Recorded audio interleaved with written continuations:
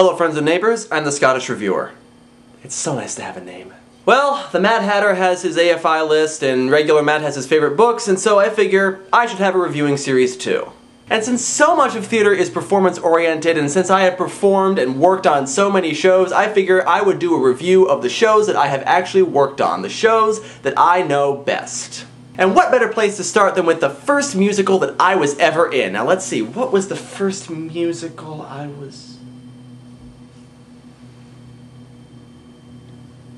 Really? Okay.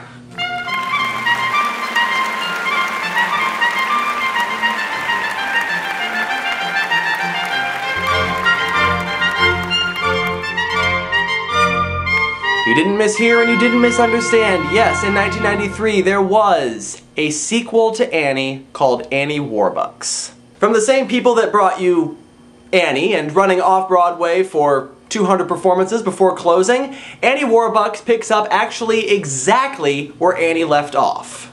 And I do mean exactly. Annie left off with the household staff and Oliver Warbucks and Annie singing "We're Getting a New Deal for Christmas," and Annie Warbucks begins with all of those characters singing "We're Getting a New Deal for Christmas." And at first you think, okay, well this might be alright, they're using themes from the other musical, they have the same fun characters, and maybe this will be an okay sequel. And then the opening number starts properly, and my friends, we enter into our first problem with the musical.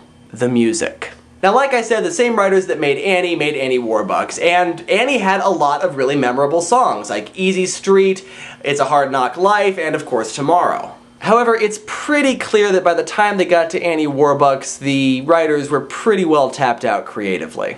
Because while the songs in Annie were catchy, memorable, and enjoyable to listen to, the songs in Annie Warbucks are none of those three adjectives. They're either half-assed rehashings of the original songs or just bad. The melodies are disjointed and awkward, the harmonizations are just awful, and the lyrics are incredibly unimaginative. Simply put, you won't be leaving the theater humming any of these tunes, and the only ones that you'll really remember are the truly bad ones.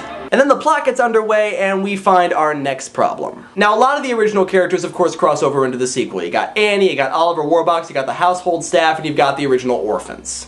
Also, President Roosevelt makes an appearance. That was my part when I was in this in 7th grade. I played President Roosevelt.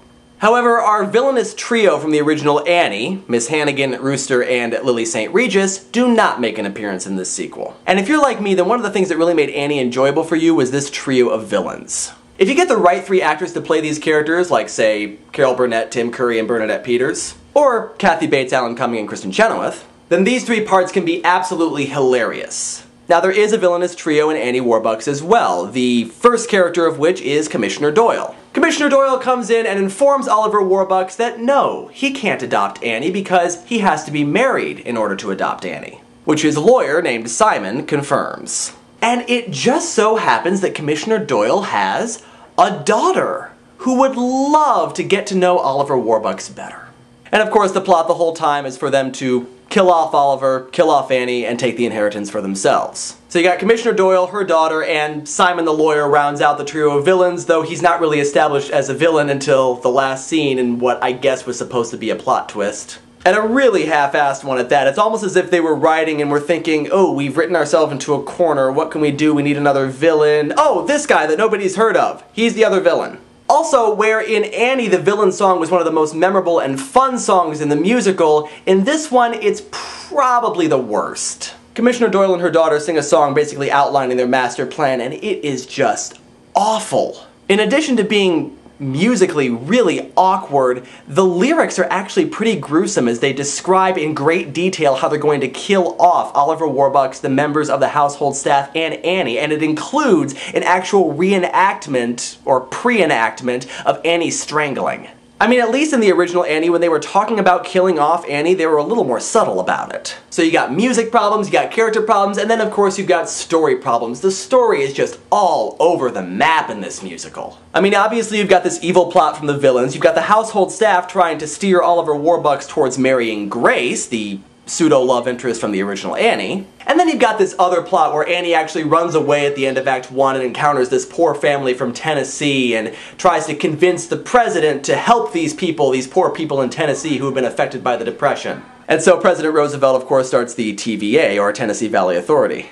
Yeah, I'll bet you didn't know that that was started because of Annie. Yeah. So yeah, basically there are just too many subplots, there's not enough focus in this story, and there's really no development in the characters, there's no development in the story. It just doesn't gel together well. If this musical has one redeeming quality, it's the household staff trying to get Oliver to marry Grace. Specifically the character of Drake, the butler. He can be a lot of fun. He's basically the one leading the charge and trying to push Oliver towards marrying Grace, but really, none of the main characters are memorable. Annie is Annie, Oliver Warbucks is Oliver Warbucks, and Grace, who should be like a major part of the plot, being the love interest, really doesn't do that much. She's pretty much just a passive player until the end of Act 2.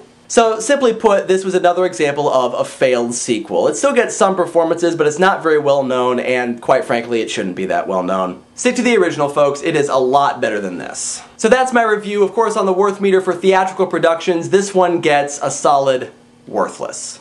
What little redeeming quality there is in this musical is not worth spending any time with it. Just skip it.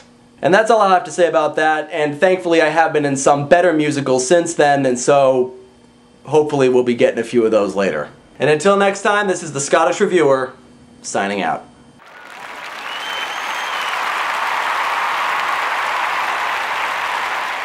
What's the name of the actor that played Rooster in the new version? Alan Cumming. Alan Cummings. What? I totally did my research.